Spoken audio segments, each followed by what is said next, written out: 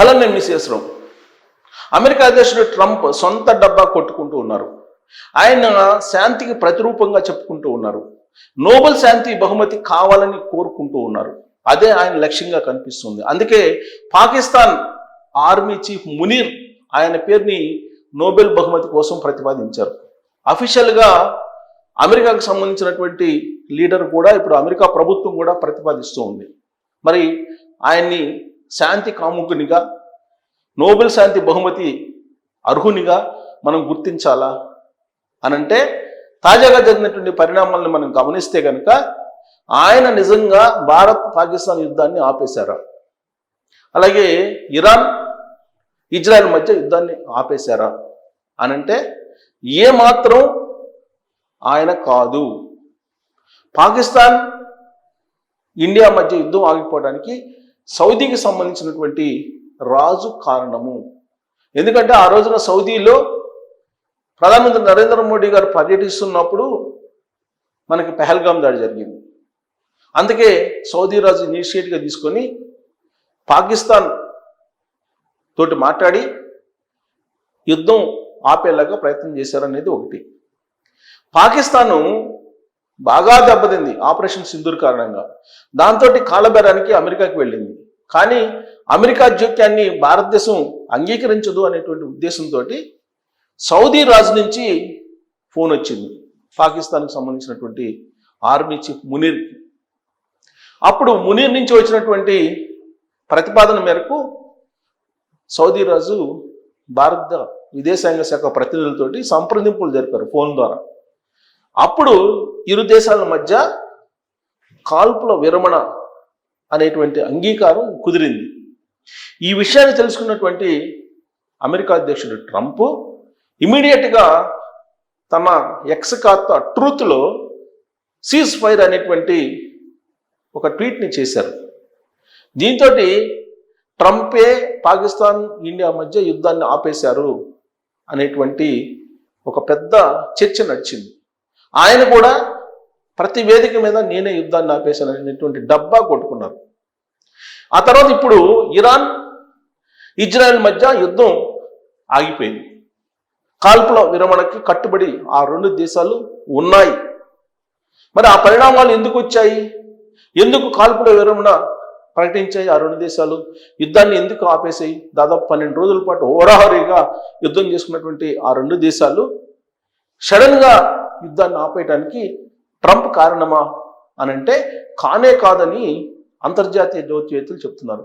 మరి ఎవరి కారణం అంటే ఖతార్ కారణం. ఖతార్కి సంబంధించినటువంటి దౌత్యవేత్తలు కారణం. ఖతారు ఇరాన్ తోటి సంప్రదింపులు జరిపింది, ఇజ్రాయెల్ తోటి సంప్రదింపులు జరిపింది. ఇరు దేశాల మధ్య సయోధ్య కుదిర్చేటువంటి ప్రయత్నం చేసి సక్సెస్ అయ్యింది. ఆ విషయాన్ని తెలుసుకున్నటువంటి ట్రంప్ తానే ఇరాన్ ఇజ్రాయెల్ మధ్య యుద్ధాన్ని ఆపేశానని చెప్పి డబ్బా కొట్టుకుంటున్నారు. అసలు వాస్తవం ఏంటంటే ఇరాను పాకిస్తాన్ స్థావరాల్ని ధ్వంసం చేసింది. పాకిస్తాన్కి సంబంధించినటువంటి స్థావరాలు ఇరాన్ చుట్టుపక్కల ఉండేటువంటి దేశాల్లో ఖతార్లో కానీ లేదా ఇతర దేశాల్లో ఉన్నాయి. వాటిని ధ్వంసం చేసింది. దీంతో అపారమైనటువంటి నష్టం అమెరికాకి జరిగింది. అమెరికా అణ్వాయుధాల మీద ఇరాన్ బాంబులు వేసింది. అమెరికా ఎప్పుడైతే B-2 బాంబులు వేయటానికి ఇరాన్ మీద సిద్ధపడిందో అప్పుడే ఇరాన్ అలర్ట్ అయింది. అమెరికా అత్యంత వ్యూహాత్మకంగా ఇరాన్లో ఉండేటువంటి అణుస్థావరాలని ధ్వంసం చేయాలని ప్రయత్నం చేసింది. కొంత మేరకు సక్సెస్ అయింది. కానీ అమెరికా ఎప్పుడైతే B-2 బాంబర్స్ తోటి బంకర్లలో ఉండేటువంటి అణ్వాయుధాన్ని అణు పదార్థాలను ధ్వంసం చేయాలని చెప్పి వ్యూహం రచించిందో ఆ క్షణమే ఇరాన్కి తెలిసిపోయింది. దీంతో దాదాపు 400 కేజీల యురేనియంని అణ్వాయుధాలు తయారు చేయడానికి ఉపయోగించేటువంటి ఈ పదార్థాన్ని తరలించేసింది. ఎక్కడికి తరలించిందో తెలుసుకునేటువంటి పరిజ్ఞానం కూడా అమెరికాకి లేదు. ట్రంప్ మాత్రం సిట్యుయేషన్ రూమ్, వైట్ హౌస్లో ఉండేటువంటి వార్ రూమ్లో కూర్చొని ఇరాన్ మీద B-2 బాంబులు ఎక్కడ పడుతున్నాయి, బంకర్లో ఉండేటువంటి అణ్వాయుధాలు ధ్వంసం చేస్తున్నాయా లేదనేది పర్యవేక్షించారు. కొంతమేరకు ఇరాన్ అణ్వాయుధాలని అణుస్థావరాలని ధ్వంసం చేయగలిగారు. కానీ పూర్తి స్థాయిలో చేయలేకపోయాము అనేది అమెరికా నుంచే అందుతున్నట్టు సమాచారం. అమెరికానే ఆ విషయాన్ని వెల్లడిస్తూ ఉంది. ఎప్పుడైతే ఇరాన్ మీద B-2 బాంబులతోటి అణ్వాయుధాలను ధ్వంసం చేసే కార్యక్రమం జరిగిందో వెంటనే ఇరాన్ అమెరికా స్థావరాలు ఏవైతే ఉన్నాయో ఆ స్థావరాల మీద, సైనిక స్థావరాల మీద దాడులు చేసింది. భారీ నష్టం జరిగింది అమెరికాకి అని అంతర్జాతీయ దౌత్యవేత్తలు అంచనాలు వేస్తున్నారు. అగ్రరాజ్యంగా ఉన్నట్టు అమెరికాకి ఇది ఒక పెద్ద అవమానం. ఇరాన్ లాంటి చిన్న దేశం అమెరికాని గడగడలాడించింది. యుద్ధం అలాగే కొనసాగితే అమెరికా పరిస్థితి ఏంటి అన్నటువంటి స్థాయికి ట్రంప్ వెళ్ళిపోయాడు. ఎందుకంటే ఆల్రెడీ గతంలో ఒకసారి వరల్డ్ ట్రేడింగ్ సెంటర్ని అటాక్ చేశారు. ఆ ప్రభావం ఇంకా మర్చిపోలేదు అమెరికా.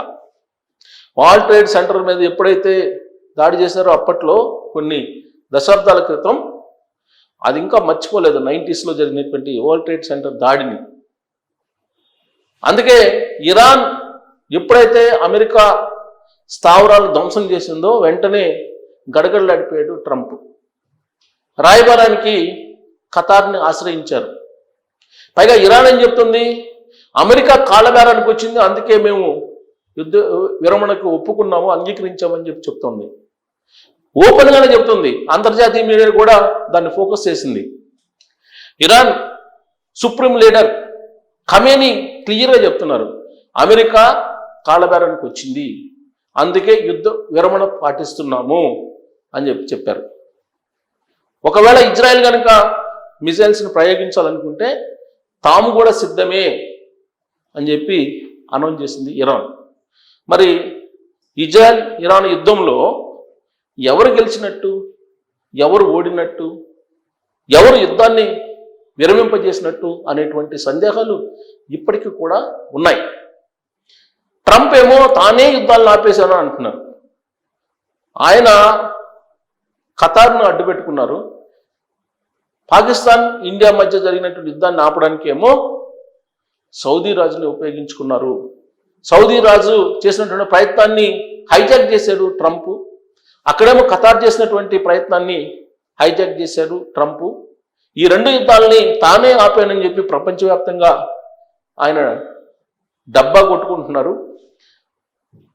తనకి నోబెల్ శాంతి బహుమతి కావాలని కోరుకుంటున్నారు అని చెప్పి అంటున్నారు. ఒకవేళ నోబెల్ శాంతి బహుమతి కనుక ఆయనకి ఇస్తే పొలిటికల్ హైజాక్ గేమ్ కింద ఈ అవార్డుని ఇచ్చారా అనేటువంటి ప్రశ్న ప్రపంచవ్యాప్తంగా వస్తుందని చెప్పి ఇప్పుడు దౌత్యవేత్తలు భావిస్తూ ఉన్నారు. మరి రష్యా ఉక్రెయిన్ మధ్య యుద్ధాన్ని ఎందుకు ఆపలేకపోయారు? దాదాపు 2022 నుంచి యుద్ధం జరుగుతుంది.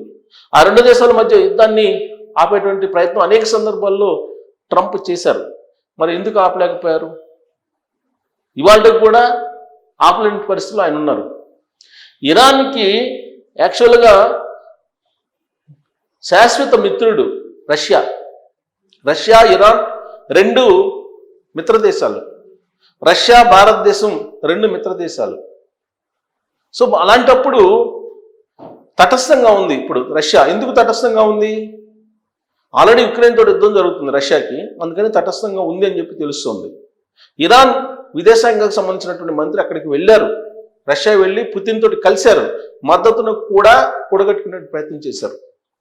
ఈ సమయంలోనే యుద్ధ విరమణ జరిగింది ఖతార్ మధ్యవర్తిత్వం కారణంగా. ఖతార్ మీడియేట్ చేసి అనేక యుద్ధాలను ఆపేసినటువంటి చరిత్ర ఆ దేశానికి ఉంది. ఈ విషయాన్ని అంతర్జాతీయ దౌత్యవేత్తలు చెప్తూ ఉన్నారు, వివరిస్తూ ఉన్నారు. అమెరికాకు అంత సీన్ లేదు అని చెప్పి చెప్తూ ఉన్నారు. కారణం ఏంటంటే నాటో దళాలతో పాటు కొన్ని ఏళ్ల పాటు ఆఫ్ఘనిస్తాన్లో పోరాడింది. చివరికి అమెరికా సైన్యం పరారైంది ఆఫ్ఘనిస్తాన్ నుంచి. ఆఫ్ఘనిస్తాన్ లాంటి చిన్న దేశాన్నే ఓడించలేని పరిస్థితుల్లో అమెరికా ఉంటే ఇరాన్ని ఓడించేటువంటి సీన్ లేదు ఆ దేశానికి అని ప్రపంచవ్యాప్తంగా అమెరికా గురించి మాట్లాడుకుంటున్నారు. మరి ఇరాన్ను చూసి అమెరికా భయపడిందంటే ఖచ్చితంగా భయపడింది. ఇరాన్ను చూసి అమెరికా స్థావరాలను ఎప్పుడైతే ఇరాన్ ధ్వంసం చేసిందో ఆ మరుక్షణం నుంచి వణుకు పుట్టింది. అందుకే కాళ్ళబేరానికి అమెరికా వచ్చిందని చెప్పి ఇరాన్ చెప్తుంది. ఇరాన్ సుప్రీం లీడర్ ఖమేనీ చెప్తున్నారు. ఇరాన్లో అక్కడ ప్రభుత్వాన్ని మార్చేయాలని చెప్పి అమెరికా ప్రయత్నించి కూడా వైఫల్యం చెందింది. మరి ఇలాంటి ప్రయత్నాలు చేసి వైఫల్యం చెందినటువంటి ట్రంప్కి నోబెల్ శాంతి బహుమతి ఇవ్వాలా, దానికి అర్హుడేనా అతను అనే దాని మీద మీరు కామెంట్ చేయొచ్చు. Thank you.